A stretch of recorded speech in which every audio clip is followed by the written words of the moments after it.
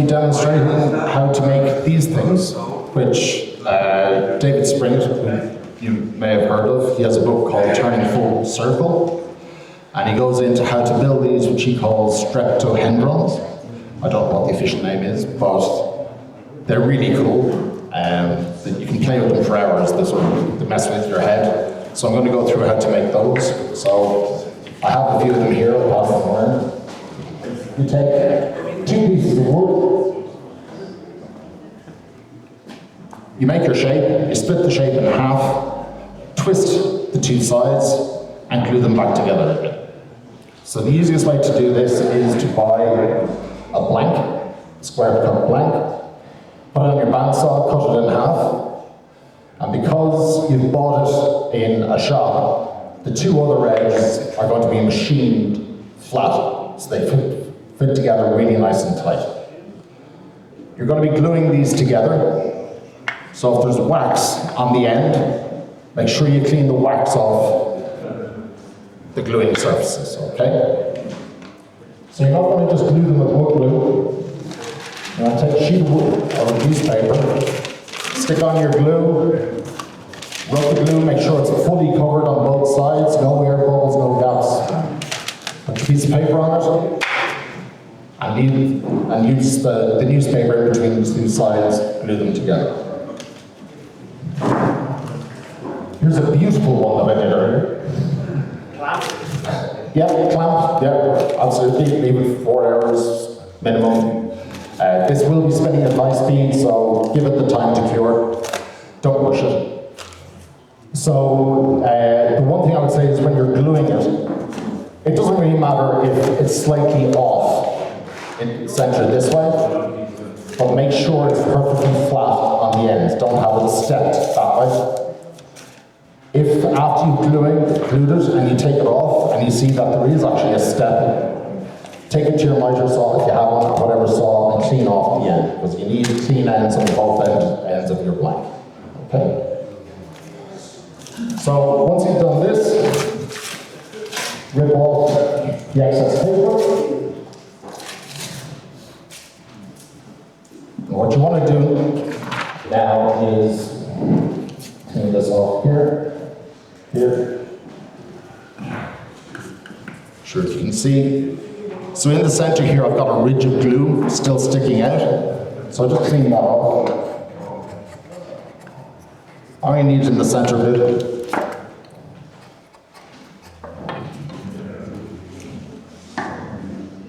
And now I need to mark it for turning. Now, it's very important that you put your divot exactly on the dividing line. Not to one side or the other, it has to be exactly on the dividing line. Okay? You can judge the halfway mark along that line fairly easily by eye.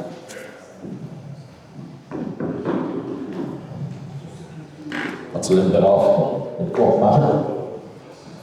So now you're ready to turn it, okay? So I'm using, on the drive stop, I'm using a retreating point tailstock end so that I don't want something hard that's going to force these 2 pieces of wood apart.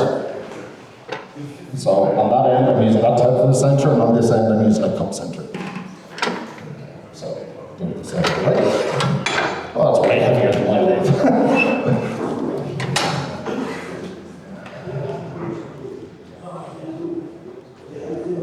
Okay. Make sure that hasn't moved.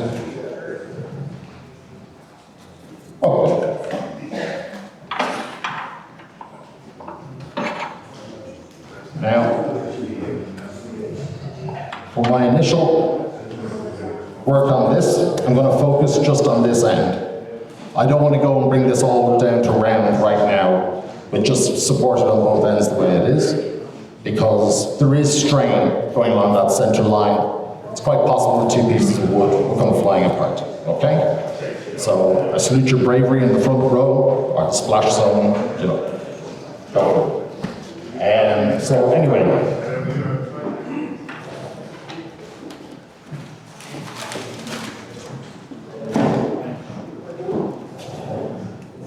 eye protection results. It's a little bit high.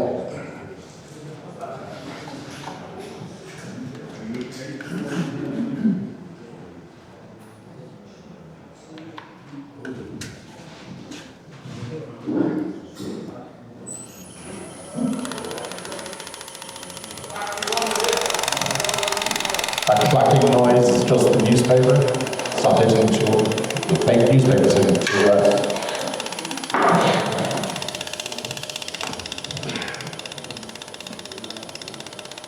So I'm keeping the speed low.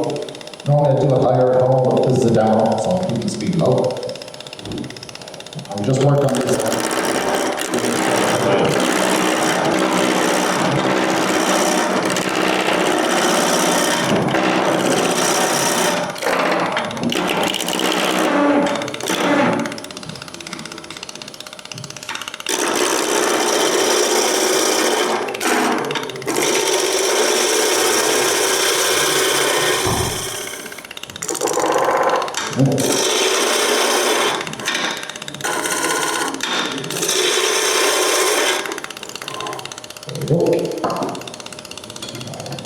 Now I want to put a 10 in the end, so I'm using my speed.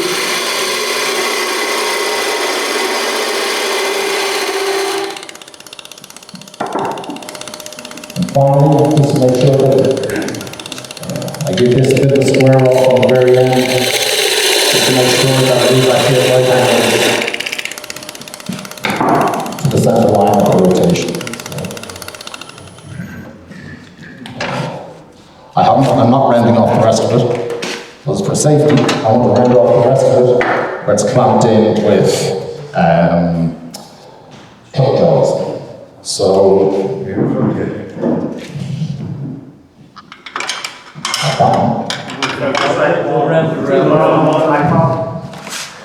in the front and the thank you.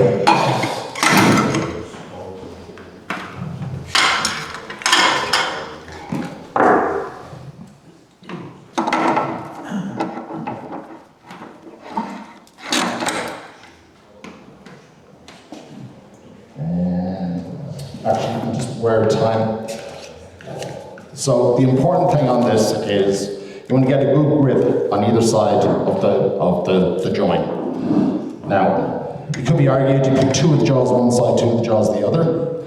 My preference is you put two of the jaws directly opposite each other, opposite the gap, and then the other two jaws clamping from the side. Gives you the most stable, even if it does loosen up, it's less likely to fly apart. Only slightly, but every little helps. You don't need to see me round out a piece of wood. I've only got 30 minutes. So here's what I prepared.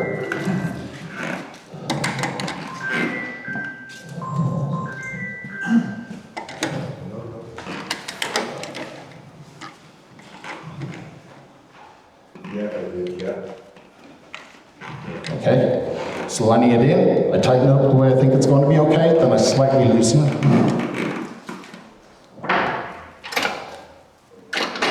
Bring up my tailstock, I get it centered exactly. Then I use it to squeeze it in tight into the jaws. Now I tighten up my jaws fully.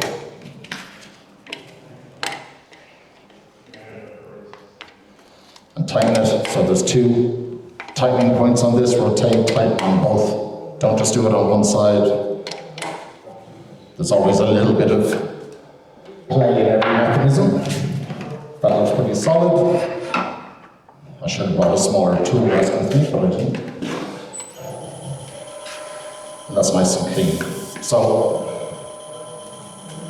I brought this down to exactly 60 mil wide. Now, I'm not going to go into, there's ways of doing that, but the reason that I brought this down to 60 wide is because that allows me to work off drawings that are pre-prepared for 60 mil. So one of them going around there is, you can see the basis of it is a hexagon, and that's what we're going to do here today. So if you're going to do a hexagon, you can do it two ways. Which one is this? Okay. You can do it that way, that orientation, in which case the distance between the bottom and the top, sorry, probably easier to do it this way. The difference between the bottom and the top is your 60 mil. Or you can rotate it this way, in which case the distance between the point and point has to be 60 mil. Okay?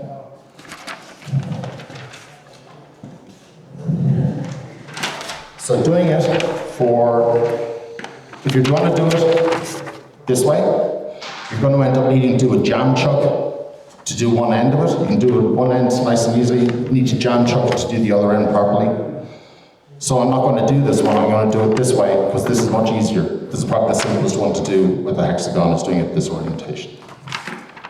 So on my diagram, I didn't have to do any maths here, I just drew all I had to do was make sure that the hexagon was 60 from there to there. And then I can measure off the diagram because it's a one-to-one scale diagram. The circle type or insulated hexagon or insulated hexagon. Wait, so circle is way or insulated in a circle. You can show me that after. Actually, you can. I could do this on a daily basis on AutoCAD. Fair enough. So what we have is, I can take the measurement directly off the diagram. Doesn't really work well for pyramids, but it works really good for doing small wood turning like this. So I know that for this distance to a center line is 26.5 mil, 26.5 mil to the other side.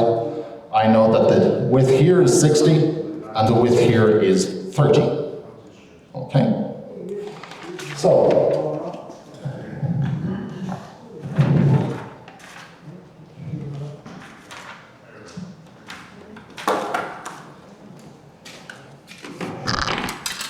on my calipers,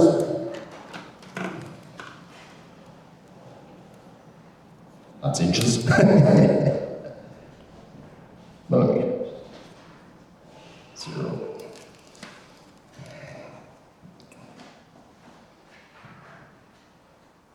So there's my 30 mil on the calipers. I transfer that to this calipers, my screw calipers.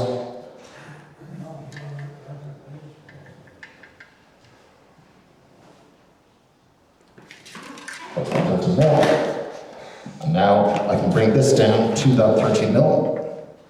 I have to work quite away from it because this tool rest is massive. So bring it up. It's nice and round now, so I'm going to bring up the speed a little bit. I'm going to come in with my parsing tool. I want to come down to the 30 diameter.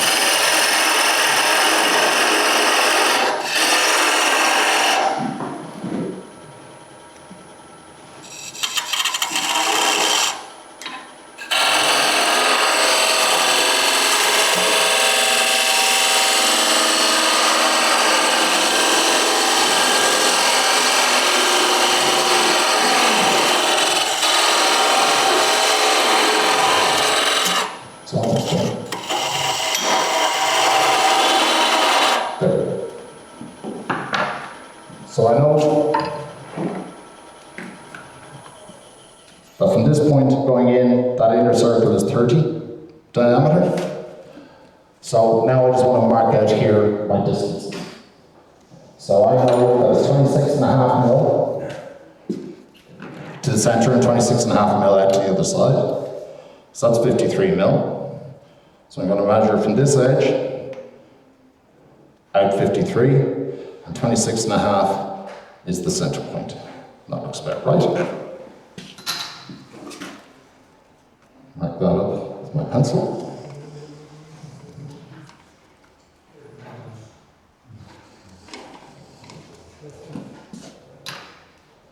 And then I'm going to go back to my parsing tool, which I put down, which is always a bad idea for me. I spend half my time in the workshop going, where did I put it? So, on the outside of this line, I want to bring it down to 30 again.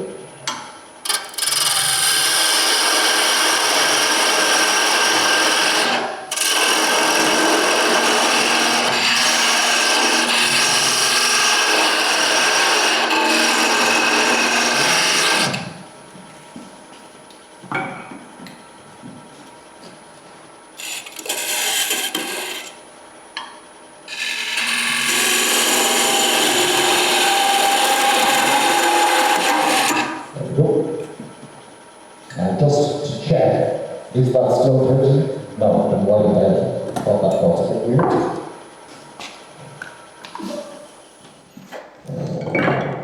So I'll remeasure it now directly using the vernier. That's 31.6. 37, so this is way off.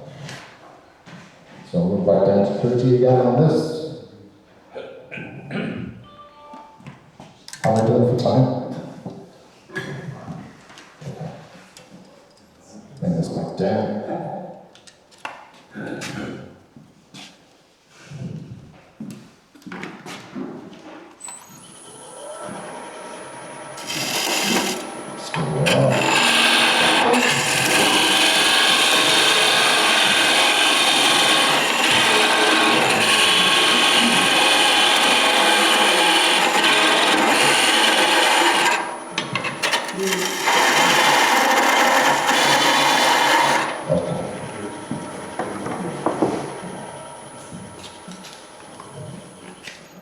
So I now have this piece ready to go to cut my slide, the slopes down to each side. I want to make sure that as I cut down, the chances are that my chisel can go over the mark, in which case I'll lose my measuring point here. So initially I'm going to mark those with a pencil. Where's the pencil? So visually I have that as a reference point.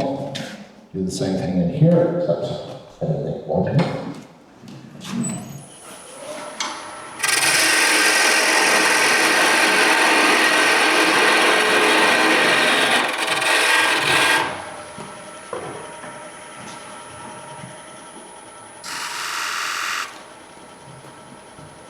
and now I am ready to start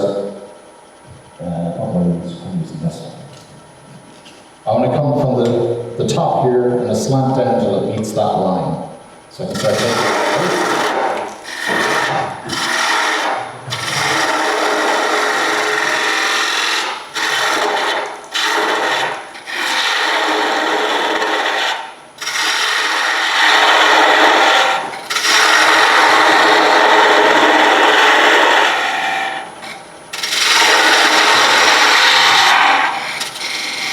so I need to be very careful when I'm at this top edge and keep it clean.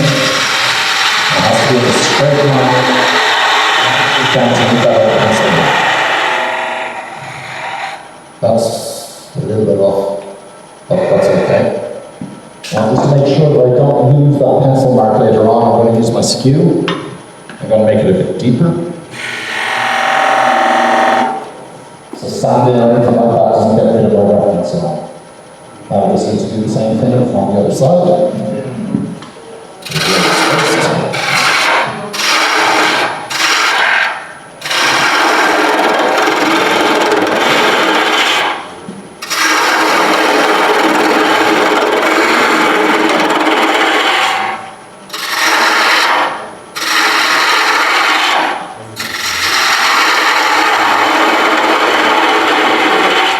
And again, up here at this edge, this is the important bit.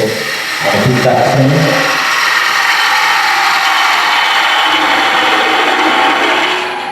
I don't want to lose that fine edge there because that's my exact 60. So I don't want to go over that top and take any of it away because I've left a little small little ridge there still at the top. I have a pair of safety goggles that are actually prescription. But could I find them yesterday? No, I couldn't. So for this stuff, I need my eyes a little bit better. So I'm just coming in on that. I want to make sure I don't go in too deeply because the skin is too straight down. Patch that out.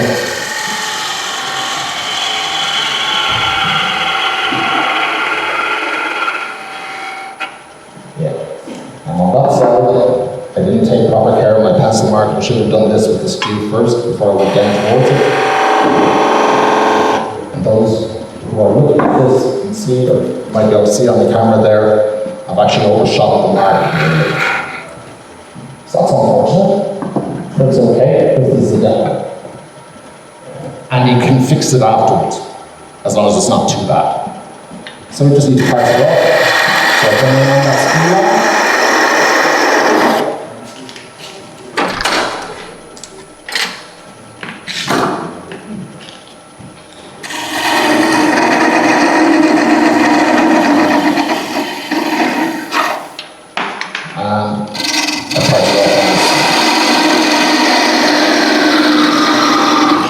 obviously you'd do your sanding and all of that first, but I've only got 30 minutes, so. That's pretty close.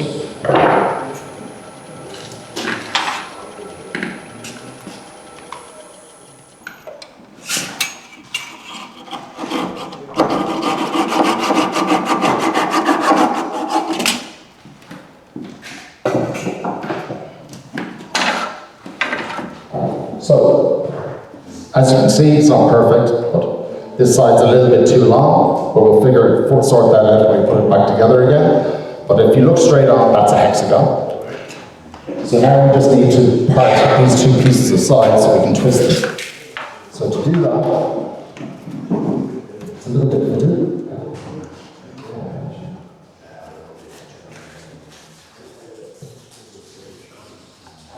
I take a standing blade. I forgot to bring a hammer with me. I position the standing blade directly on the join and sort of wiggle it in a little bit normally. And then just tap it down. Make sure you don't cut your fingers. Go around, do it on the other side as well. This may turn out to be the one time it doesn't split apart nicely for me.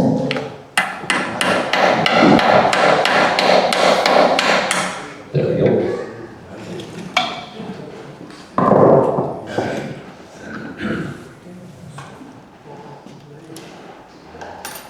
So now we split it apart, we've got two sides. So that's the way we turned it.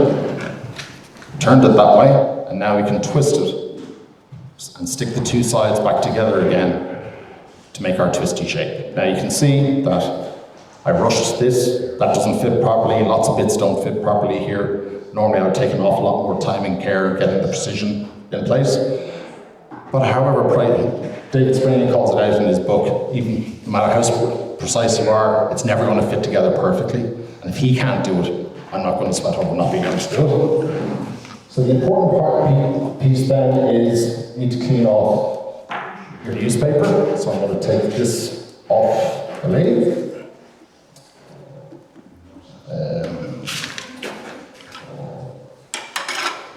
What's the easiest way to do that with this lathe?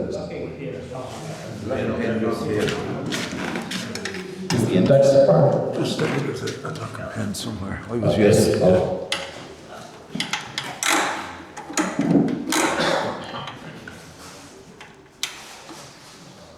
Oh, that's good. Okay.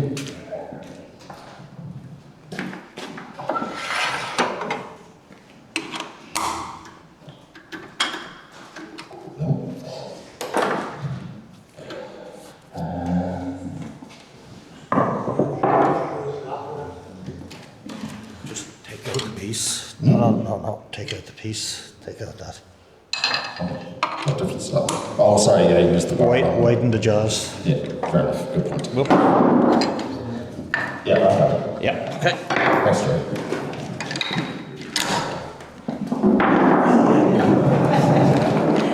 Stage fright, I forgot that trick.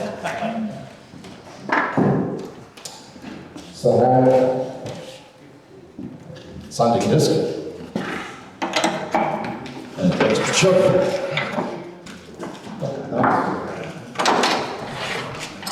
Right.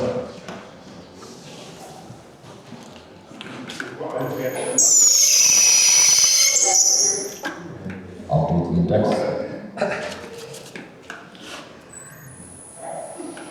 Now, ideally, you lay sandpaper flat on a bench and do this, because with the sanding disc, you're going to round off the edges a little bit, okay? But it's a demo, so.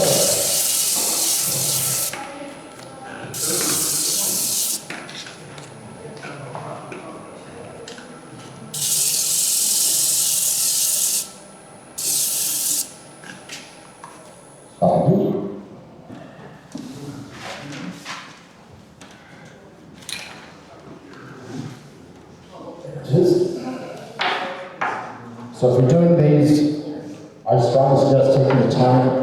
Don't use super glue. For the simple reason that super glue, over time, loses its gluiness. Too much of that. Forever glue. Take some of that out.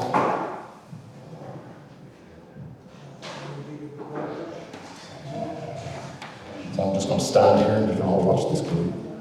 It's very exciting. You say it loses its gluiness. Sorry? You say the super glue doesn't. Super glue degrades over time. So if you look at the pieces I sent around, the line, the dividing line is becoming more and more pronounced in them. I did those about 2 years ago. So as time goes by, super glue doesn't stay as stuck as a proper wood glue.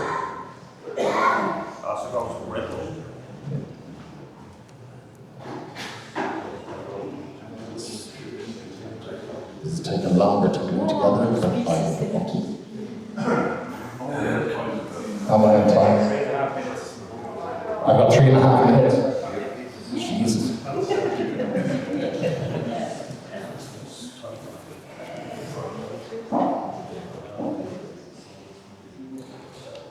With the wood glue clamps, Yeah. clamp fit on okay, or do you special? Sorry? Does the clamp fit on easily? No. Depends on the shape that you're doing. Correct. So you may need to build a holder for it or some way. Actually, you could use bundled up cloth to actually position it, and then you can position the two halves in your lathe. Is actually quite a good way to do it. Yeah, you have to keep adjusting it, But with wood glue, you've got the time to do that. But super glue, you're against the cloth, or at least you're supposed to be. This is the gluing. Why did I include gluing in my demo? I should have planned ahead. Are you okay in a few minutes or tea? Yeah, give me 5 minutes. Yeah. 5 minutes? We're going to have tea in 5 minutes. Claire's asked me to say about the artistic section today. 2 entries, and it's a draw. Right, so we set here for Michael Stevens and Barry.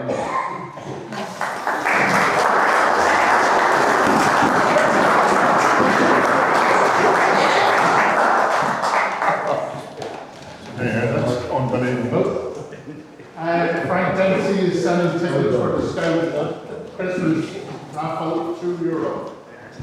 So we'll sell them during. Okay, so a couple of minutes and then we'll have it.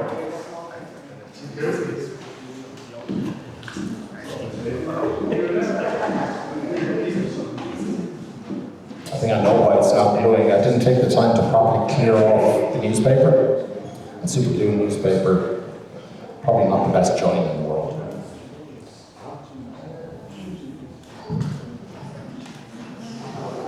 Okay, we'll give it a go at that. So the rough bits, the bits that don't fit together properly, you can just take those down manually.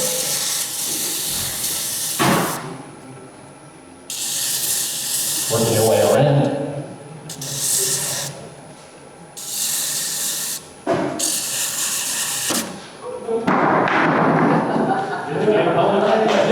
Prize to me. What? Yeah, no, sorry. What? Yeah, no, right. Yes, it's not possible. So good firm grip. Sorry, Hugh, why do you wear gloves? Why? Generally in case I hit off that hand. I took to wearing, I didn't normally, when I first started out, I didn't wear gloves, but I've taken to it more and more as time goes on. I definitely use a glove if I'm drilling with the Jacob's chuck. I've got a big gauntlet for that because sometimes the Jacob's chuck gets stuck, and then the Jacob's chuck starts spinning, and it's got that corrugated end on it, rip your hand to bits. So I started doing it for that, and then I forgot to take the glove off. I kept wood turning, and now it's just like. Just felt right.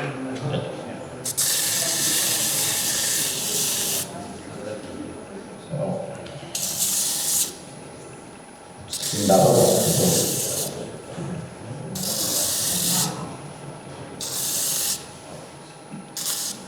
So you can actually do these quite quickly, and they make great little stocking fillers. I'm just using a 240 on this right now, but that's for demo. Normally I would go above 240 for the initial sanding. So you have to finish on after you've done the sanding then? Yeah. So, well, you can start putting, in theory, you could do some of the finish while it's still mounted and still joined together. But you're going to end up with that, because you're going to be sanding, it's going to disturb that finish anyway. You get a more even finish if you just leave it all to the end.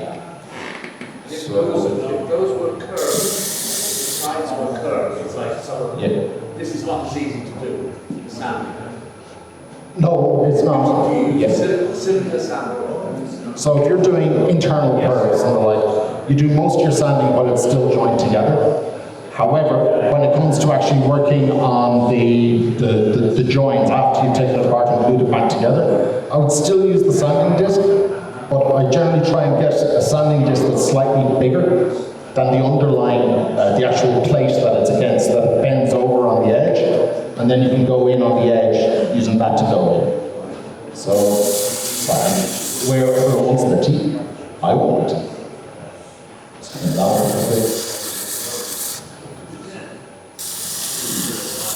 This is more hacking at this point.